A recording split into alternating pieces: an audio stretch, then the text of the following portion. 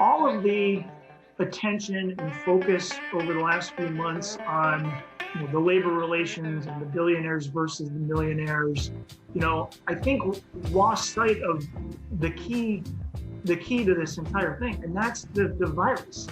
The health and safety of the players and staff and the public is the issue. That was Matt Klentak's dog with the answer. But he talked about all the problems they were having with the money, the millionaires and the billionaires, his words, not ours, that they didn't get this right with the testing. And the Phillies had all sorts of problems with the testing, including a lab error for one Philly, that being Adam Hazley. Apparently, they had a lab error that said he tested positive. He wasn't positive. They tested him again. He's now back and ready to go. There was a lot from Klentak. There was a lot of information in there. Let's bring Frank Klose in, Phillies insider from 97.3 ESPN.com, as he joins us now to kind of recap some of the things that Matt Klentak laid on us today. Let's start with that, Frank. Him essentially saying some of the things that some of other teams have said that have shut down their summer camps is that the testing has been a mess. Yeah, there were some issues. In terms of Adam Hazley, it actually wasn't a false positive. It was just that they never gave the result. So they sent his sample out with everybody else, and they just never got a response on Adam Hazley. So what he had to do was simply just wait around until he could get tested again and get a real answer. The Nationals and the Astros, they were the biggest examples of a problem. The Washington Nationals weren't able to get their testing done, and GM Mike Rizzo shut down the camp for the day, and he was actually had some very, very pointed words at MLB Commissioner Rob Manfred, basically saying, like, well, we can't have a summer camp and we can't play if you can't get the testing right. So Manfred called him insubordinate. Well, I think he was doing a good service to his players, because let's face it, a lot of players are very skittish about this. They don't want to go into this feeling like their health is in danger, and not just their own health, but the health of perhaps their children, their unborn children, the ones that are expected soon, their wives. There's so much anxiety, I guess is the best word, from a lot of these players right now. And when let's take Sean Doolittle, for example. He's been very, very he's always been very outspoken, but he still said, hey, I'm still trying to decide if I want to do this. And if you're the Nationals, you're putting your team in limbo by not making them feel confident in your testing. And I think Rizzo was right to speak out, and I can understand why Manfred would be angry, because he feels that a GM should be on baseball side, but there's some real concerns. And as you just heard from that Klentak piece that you just played,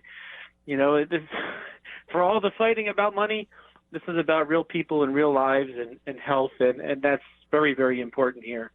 Do you sense that a lot more guys are going to back out based off of, and I'm saying literally just because of, the testing nightmare? I mean, if this was a smoother situation, do you sense that more guys would probably play this season? Because you already saw someone, for example, like Nick Markakis. He saw what happened with Freddie Freeman, and now that's changing the way that he views this, and maybe he's concerned about how baseball is handling all the tests, and it's kind of triggered his mind to think, hey, this might not be the best idea.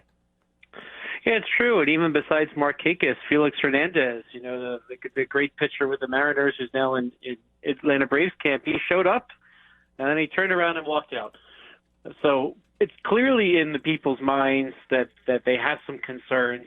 And, I think for a lot of people too, when they see their teammate get it, they see how Freddie Freeman is responding, and he's kind of had some I wouldn't say severe symptoms, but he certainly had some pronounced symptoms. It kind of makes it extra real. And, Hernandez, he had a tremendous career with the Seattle Mariners, top flight ace pitcher for years. And kind of the move to the Braves was a way of hanging on. And he might have just said, you know what, I've got my money. I've had a nice career. I'm not risking anything else at this point.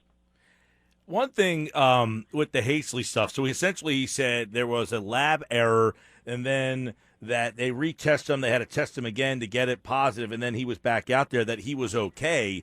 Were there any other situations that came up for players in that, like Aaron Ola. What happened with the whole Nola situation? Because there was a report that he was and he wasn't. I mean, that seemed to be kind of a mess.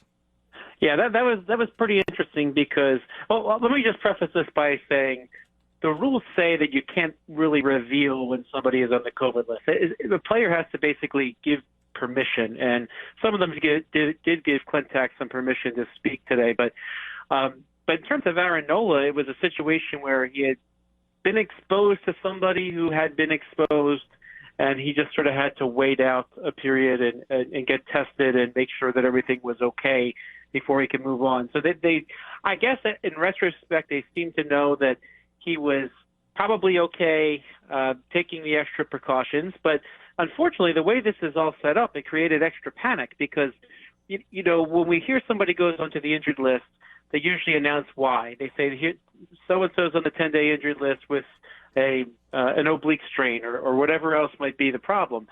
This is covered under HIPAA, which, if you're not familiar with, are the laws that basically protects a patient's privacy with their physician. And COVID is not one of those baseball injuries that they can talk about. So here we are. Everybody sees Aaron Ola is not around.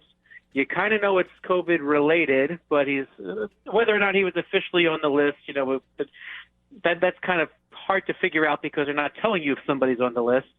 And then all of a sudden, yesterday he kind of trots out to the outfield and starts throwing bullpen. So the way that this is presented too, the secrecy around it kind of creates extra panic because you don't know why somebody's not there. So now in the background, I'm sure the Phillies are thinking, okay, well, Hector Neris is going to be ready soon, and Hector Neris is ready to go. Adam Hazley is missing. Well, why is he missing? Well, now we know it's just they never got the test result back.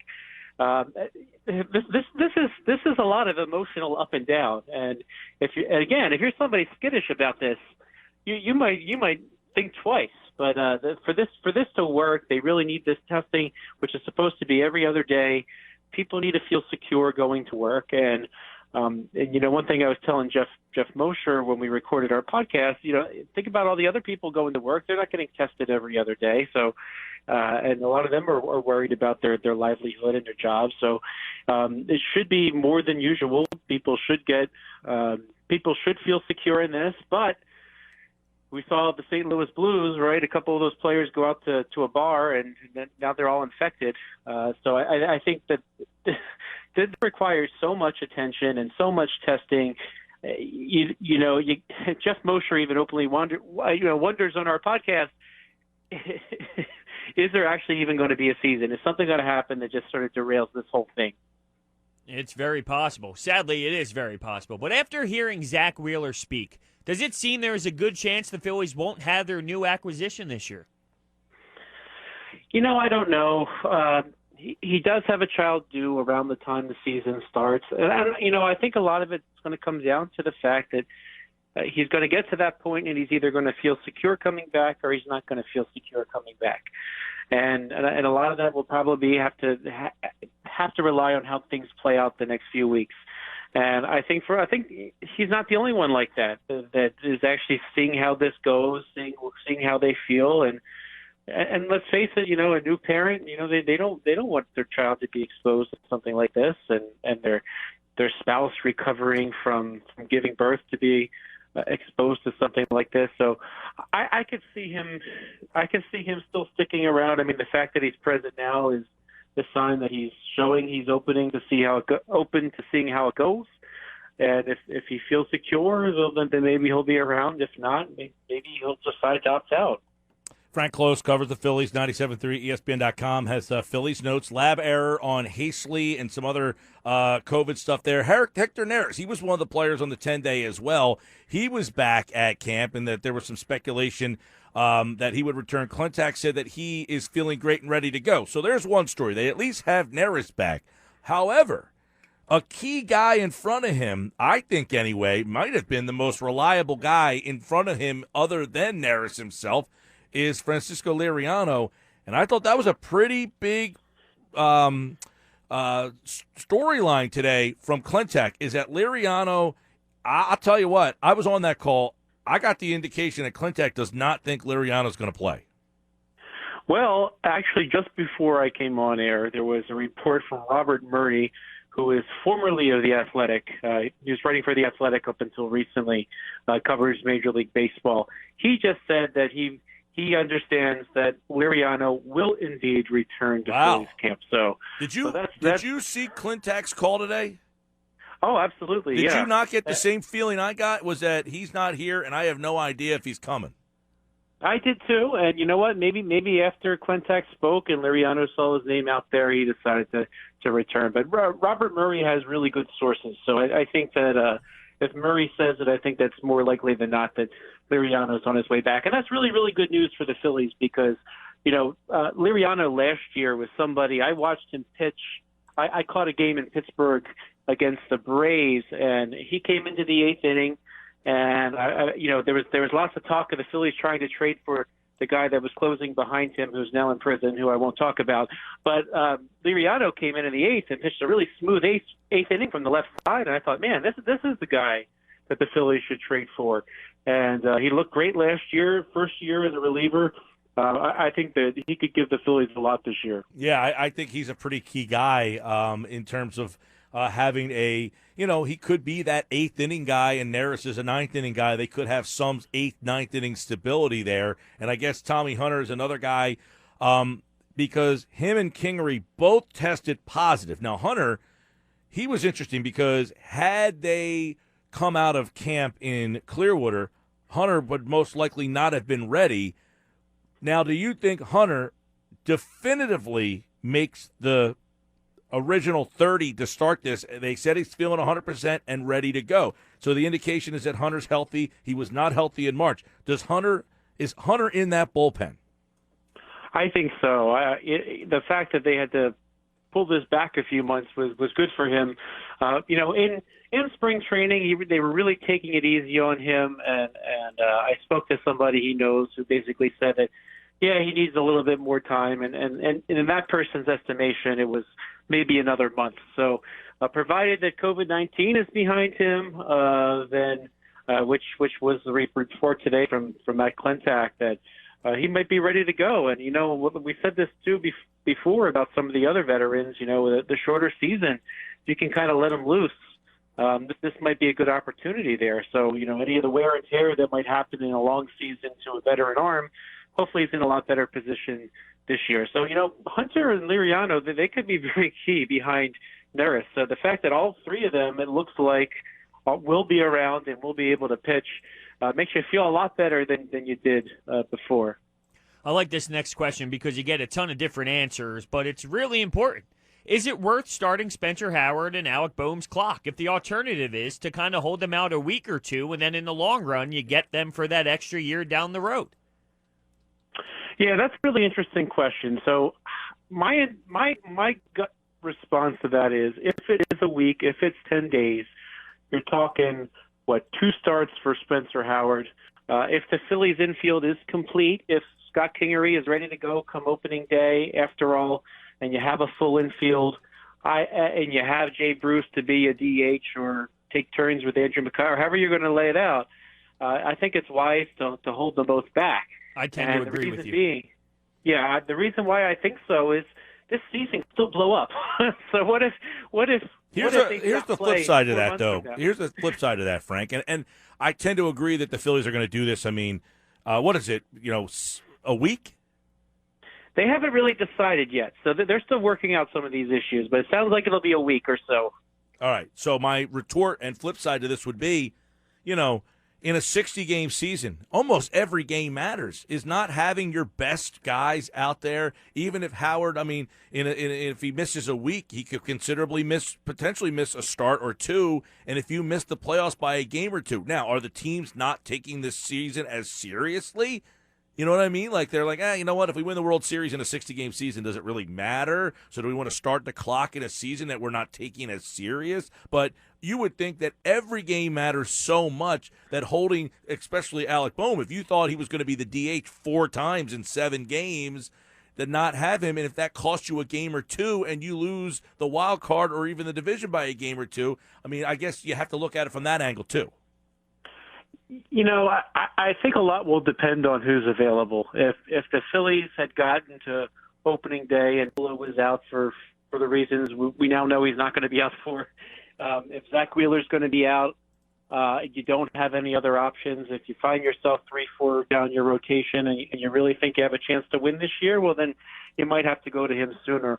But if you think you've got the pieces that can get you at least some quality there, I mean, if you look at the schedule and figure, all right, what are the matchups going to be?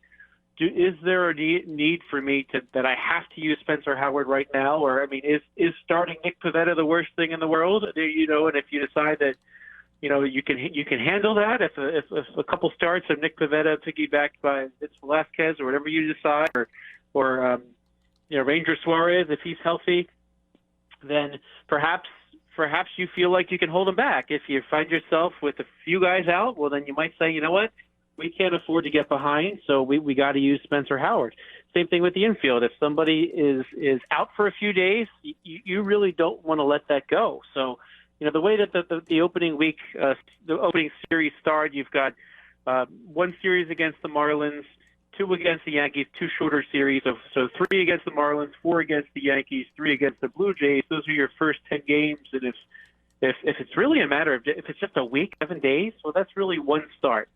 So if you can get one start going, whether it's against the Yankees or the Marlins, however you play it out, then you might feel fine bringing him up to face the Blue Jays in the Marlins in the 4th series. So it could just be one start. Again, a lot of it's going to depend on the language, and it's going to depend on the language of whether or not it's a week or 10 days. And then it also depends on who's available. But really, if it's just 7 days and the 5th day is the starter's spot, well, then you start him on game 10, and then you have him for years to come. All right, Frank Klose, 97.3 ESPN.com. Some other interesting, Phillies takes. I think a lot of what Matt Klentak had to say today really had to do with, he kind of dropped that they were going to play 3 exhibition games.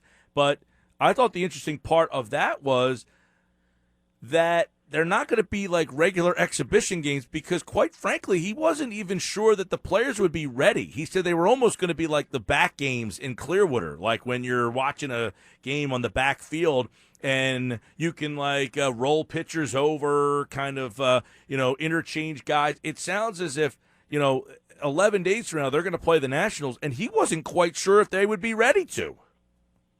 Yeah, that was kind of interesting. We were wondering what was going to happen with the preseason, and then this morning I was just looking online, and I saw the Nationals scheduled a game against the Phillies that day. So we finally know there will be 3 games.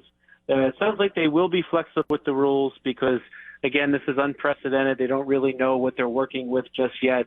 So, you know what, if that's something they can throw on TV and get fans a little excited for the season, I don't care if they have 4 designated hitters. You know what I mean? I think they just need to get some sort of game action and see some real live pitching. It's one thing if Bryce Harper homers off of Jake Arrieta, in Citizens Bank Park when nobody's around. But how will he respond against an opposing pitcher he knows less? In actual gameplay action. So I think it's important they have some gameplay action. And I think the fact that they're 3 in 3 days in 3 different cities, I mean, that's not certainly the ideal conditions. So, a lot of those 60 players, you might divide that by 3 and just each take a city because, and you use all 20 because, you really need some game action. I know it's not ideal. It's better if you're playing Grapefruit League games and you're playing, you get into a rhythm where you're playing every day. But, this season might start and people will be way off rhythm. So you could see a lot of pitchers' duels in the beginning of this season. Yeah, I know he said they're going to play the Nationals, the Orioles, and the Yankees. They're going to have 3 kind of practice games. He said they're not even going to be like Grapefruit League games. I mean, they're going to be less restrictive than that. So they're basically going to be like hey, let's just get together and play a little game here, and then they'll roll into it. But the safety, he made the comment that still seems to be the biggest obstacle here. Yeah, safety is an issue. What you can't control necessarily is what happens to the players when they leave. So I think a lot of this will be making sure that the players are keeping good habits, and if they happen to bump into somebody that might be exposed, they need to speak up. If they happen to sneeze a little bit in the morning, I think Joe Girardi mentioned this the other day, don't just assume you have allergies. Of course, I have allergies right now, that a lot of people do, right? So it's going to require a lot of attention. It's going to be very, very interesting. And as we saw, a lot of players, Mikey Matuk, who was a non-roster invitee, he tested positive when he came in for the intake screening, and he had no idea that he had it.